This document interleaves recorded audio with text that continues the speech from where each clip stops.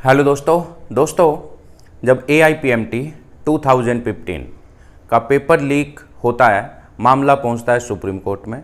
Supreme court तुरंत री examination conduct कराने के लिए बोलता है।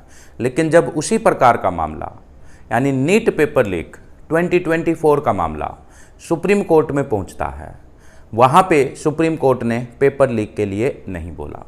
तो दोनों लगभग सेम सिचुएशन थी। फिर डिसीजन अलग क्यों आए, इनके रीज़न को समझने की कोशिश करते हैं।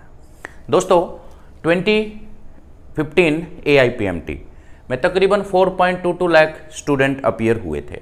उस समय एग्ज़ाम कंडक्ट करता था CBSE, और CBSE ने आर्गूमेंट दिया कि अराउंड 44 स्टूडेंट को पेपर लीक का बेनिफिट हुआ है। लेकिन सुप्रीम कोर्ट ने कहा कि 44 तो छोड़िए, अगर एक स्टूडेंट भी गलत तरीके से सिस्टम में एंटर होता है, गलत तरीके से डॉक्टर बनता है, तो वो कहीं ना कहीं समाज के लिए खतरा है। तो इस टिप्पणी को मेन माना गया। लेकिन जब वहाँ पे बात आई नीट 2024 के लिए, तो इसमें अराउंड 23 लाख स्टूडेंट ने पेपर दिया है, जो कि उस वैल्यू से कई गुना ज़्यादा है। और यहाँ भी NTA ने सेम आर्ग्यूमेंट दिया कि मेल प्रैक्टिसेस का कुछ स्टूडेंट को बेनिफिट हुआ है। शुरू में तो NTA पेपर लीक को मान ही नहीं रहा था, तो उसने कहा कि मेल प्रैक्टिसेस हुई हैं, कुछ सेंटर्स पे हुई हैं, कुछ बच्चों को इसका बेनिफिट भी हुआ है।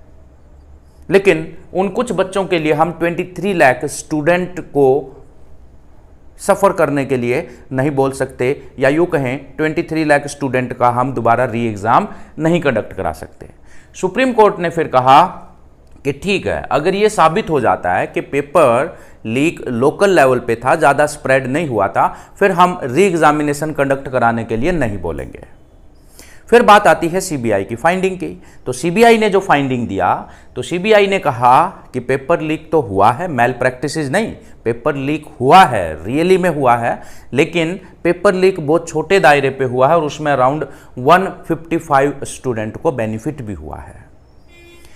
उसके बाद NTA ने कुछ डेटा दिए सुप्रीम कोर्ट को। जैसे NTA ने कहा कि जिन सेंटर्स पे एलिगेशन लग रहे हैं लीकेज के, वो है पटना, हजारीबाग और गोधरा। जब हम पटना, हजारीबाग और गोधरा के सक्सेस रेट को कंपेयर करते हैं 2023 और 24 के, तो हमें ये सामने आया कि पटना में 2023 में सक्सेस रेट यानी टॉपर कैंडिडेट का जो परसेंटेज है वो 7.7% था, 24 में 5.5% है।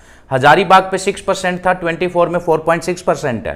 गोधरा में 2.1% था, लेकिन 24 में 0.8% है। फिर बात आई सीकर, राजकोट, कोटा। यहाँ के जो सेंटर्स हैं, उनके जो कैंडिडेट हैं, उनका success rate disproportionately all over India से काफ़ी ज़्यादा है। तो इसके लिए भी डाटा प्रेजेंट किया गया 2023 और 2022 का। तो उस डाटा में भी इन सेंटर्स पे जो कैंडिडेट हैं उनका सक्सेस रेट ज़्यादा दिख रहा था, क्योंकि ये सेंटर कोचिंग हब हैं।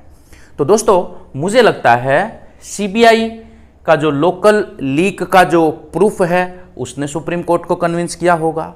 ज़्यादा नंबर ऑफ स्टूडेंट का होना और NTA का ये जो फैक्चुअल इंफॉर्मेशन है, इसने सुप्रीम कोर्ट को कन्विंस किया होगा। इस वजह से शायद सुप्रीम कोर्ट ने पेपर कैंसिल नहीं किया।